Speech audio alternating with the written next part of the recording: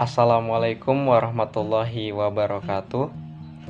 Di video kali ini kami akan mempresentasikan artikel kami yang berjudul Perancangan Layanan e-Resources Perpustakaan Berbasis Web Application.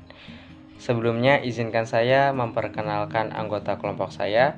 Yang pertama ada saya sendiri, Raffi Prayogo. Yang kedua ada Reza Safirul Dwi Andiko. Yang ketiga ada Ricky Zendani. Yang keempat ada Sonia Hasanah Amalia. Dan yang kelima ada Wanda Via Sandrawasi. Baik, untuk menghemat waktu langsung saja kita masuk ke bagian yang pertama, yaitu latar belakang. Dapat dilihat pada slide berdasarkan studi lapangan. Sesuai dengan perolehan hasil kuesioner yang dilakukan terhadap 100% responden menggunakan perpustakaan, terdapat 80% responden yang menggunakan fasilitas perpustakaan dengan membaca di tempat, dan juga 22% responden menggunakan fasilitas perpustakaan dengan hanya meminjam buku. Hal ini membuktikan bahwa perlu adanya suatu sistem informasi yang memudahkan anggota perpustakaan untuk mengakses layanan perpustakaan secara online.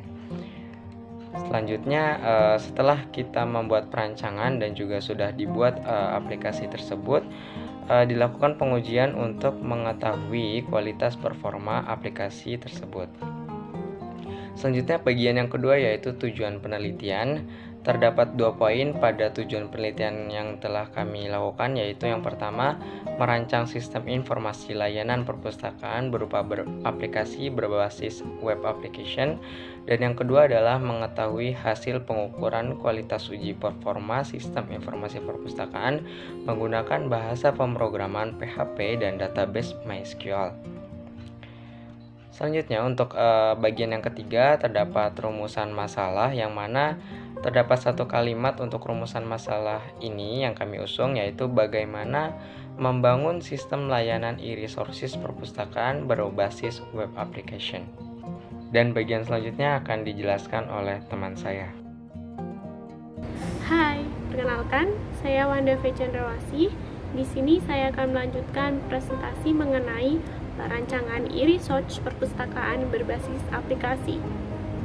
Pembahasan selanjutnya mengenai batasan masalah. Batasan masalah yang pertama yaitu buku referensi penunjang perkuliahan. Buku ini dibatasi hanya yang terdapat di Perpustakaan Politeknik Gajah Tunggal. Yang kedua, laporan tugas akhir dibatasi dengan laporan tugas akhir beberapa angkatan sebelumnya. Yang ketiga, laporan magang dibatasi oleh laporan magang beberapa angkatan sebelumnya. Kemudian selanjutnya metodologi penelitian, di mana ini dapat dijelaskan menggunakan flowchart pada slide berikut. Diawali dengan studi kepustakaan dan studi lapangan yang akan menghasilkan rumusan masalah dan tujuan penelitian. Dilanjutkan dengan perancangan aplikasi. Setelah itu baru akan dibuat pembuatan antarmuka dan evaluasi, dan berikutnya akan terus dievaluasi sampai interface-nya terbuat dengan bagus, dianggap sudah bagus. Kemudian akan mengevaluasi database dan juga antarmuka lagi, kemudian diakhiri dengan pengambilan kesimpulan dan saran. Selanjutnya lanjutan teori, di mana mencakup definisi resource itu sendiri, PHP, UML, web aplikasi, MySQL atau database-nya, XMPP, dan waterfall model yang merupakan metode dalam pembuatan aplikasi ini. Kemudian pemodelan yang diteliti mencakup 2 diagram alur atau flowchart, di mana yang pertama mengenai flowchart dari sudut pandang admin perpustakaan, di mana terlihat pada slide bahwa flowchart ini dapat menjelaskan tentang apa saja yang bisa dilakukan oleh admin perpustakaan dan apa saja yang harus dilakukan atau menjadi tugas seorang admin perpustakaan.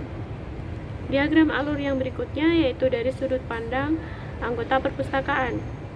Terlihat pula pada slide mengenai flowchart ini juga menjelaskan tentang apa saja yang dapat dilakukan oleh anggota perpustakaan dan bagaimana cara untuk melakukannya. Sebagai contoh, cara untuk meminjam buku di situ dijelaskan. Kemudian juga dijelaskan tentang pengembalian buku. Seperti itu. Begitulah penjelasan singkat saya. Terima kasih. Presentasi akan dilanjutkan teman saya. Assalamualaikum warahmatullahi wabarakatuh. Selanjutnya ada struktur database tabel admin. Tabel admin ini terdapat admin, nama admin yang sudah terdaftar di dalam perpustakaan. Di tabel admin ini juga bisa mendapatkan admin baru dengan mengisikan user ID, username, password, username, dan lain-lain. Selanjutnya ada struktur database tabel admin. Di dalam tabel admin ini terdapat nama anggota atau data anggota yang sudah terdaftar di perpustakaan, dan di tabel ini juga bisa menambahkan anggota baru dengan mengisi nomor ID, nomor induk, nama calon anggota, jenis kelamin, dan lain-lain. Selanjutnya ada struktur database tabel data buku. Di jendela ini atau di tabel data buku ini terdapat data-data buku yang sudah diinput. Judulnya ada pembarang, ada gambar, dan di jendela ini juga bisa menambahkan buku baru yang ingin diinput dengan mengisikan ID, judul, pengarang, terbit, penerbit, ISBN, kategori, dan lain-lain. Selanjutnya ada struktur database tabel pengunjung. Nah, di jendela ini terdapat anggota atau pengunjung yang mengunjungi perpustakaan ini, dan di sini juga bisa menambahkan pengunjung baru dengan mengisi ID, nama, jenis kelamin, kelas, haluan, dan lain-lain. Selanjutnya ada struktur database transaksi pinjam buku. Nah, di jendela ini atau di form ini terdapat nama orang yang meminjam buku dengan rupiah pinjamnya, terus ada waktunya.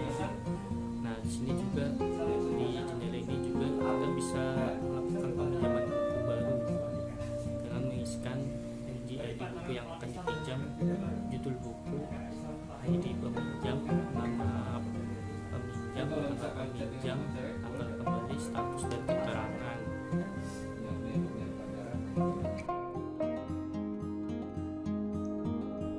Baik, nama saya Riki Zindani. Kita masuk ke analisis hasil penelitian, yaitu pengujian aplikasi. Di sini ada beberapa tabel yang berisikan nomor, nama item, fungsi, kemudian cara pengujian, dan yang terakhir adalah keterangan. Di sini kita bisa ambil contoh seperti input text di nomor 1 untuk username.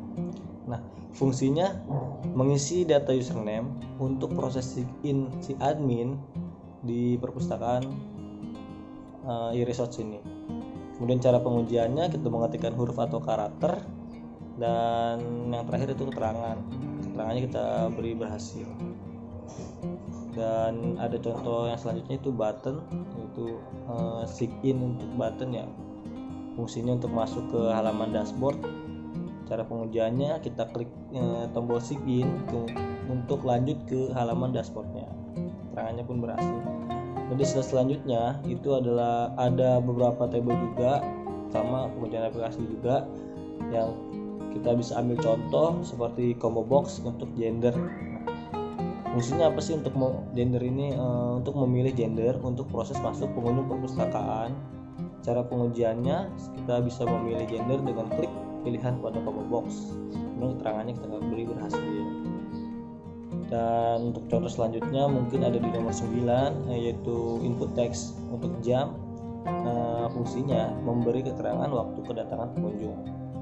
Cara pengujiannya ini tidak perlu diisi oleh kita karena secara otomatis akan terisi oleh sistem. Kemudian pengujiannya atau keterangannya kita beri berhasil. Kemudian ada di slide selanjutnya ada sidebar dashboard, menampilkan form dashboard. Apabila si sidebar diklik, ini cara pengujiannya, maka akan tampil form data dashboard. Keterangannya pun berhasil. Kita ambil contoh lagi di nomor 6, sidebar transaksi peminjaman. Nah, fungsinya untuk menampilkan form data transaksi peminjaman buku perpustakaan. Dan cara pengujiannya, apabila sidebarnya kita klik, kemudian akan tampil form data transaksi peminjaman buku perpustakaan. Keterangannya berhasil. Kemudian slide 19 sama tabel lanjutan dari yang tadi. Mungkin kita bisa ambil contoh di sidebar nomor 16, sidebar tentang perpustakaan web, menampilkan form tentang perpus web. Nah, cara pengujiannya, apabila si sidebar kita klik, maka akan tampil form tentang perpus web. Keterangannya kita beri berhasil. Terima kasih. Berdasarkan hasil penelitian dan pengujian, aplikasi dapat berjalan dengan baik sehingga pengguna dapat memperoleh keuntungan, yaitu informasi yang tersedia lebih akurat, transaksi pinjam dan meminjam berjalan dengan lancar, serta pencarian buku dapat dilakukan dengan efektif. Kemudian untuk saran pengembangannya, yaitu pengembangan program untuk dapat mendownload e-jurnal. Demonstrasinya, kita buka browser, kemudian web kita isi, lalu klik icon login admin, isi username dan password, kemudian klik sign in. Berikut adalah tampilan dashboard. Untuk fitur data anggota ada daftar data anggota dan tambah anggota. Kemudian ada fitur data buku, berisi data buku dan tambah data buku.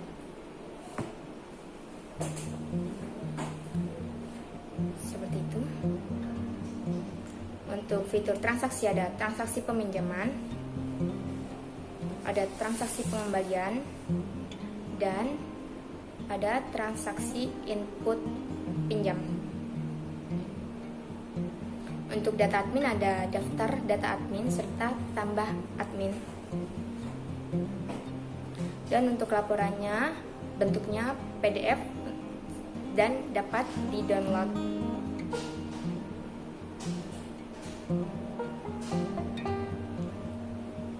Seperti itu. Kemudian kita klik tentang perpus web dan klik Politeknik Gajah Tunggal, dan kemudian mengeling ke website Politeknik Gajah Tunggal.